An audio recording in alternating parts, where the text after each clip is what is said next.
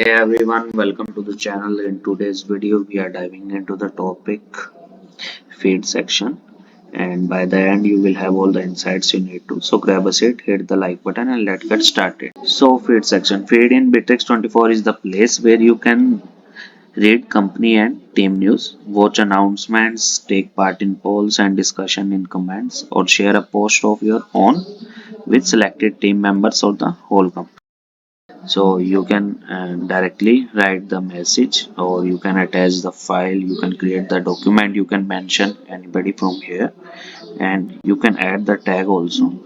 You can just directly record the video, and you have to just need to click on the send option.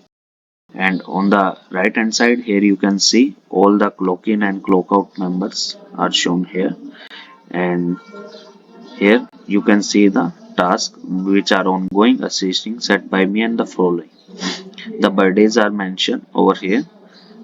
You can use this Bitrix24 in different platforms like macOS, Windows, Linux, and you can also use it in mobile applications like App Store and the Google.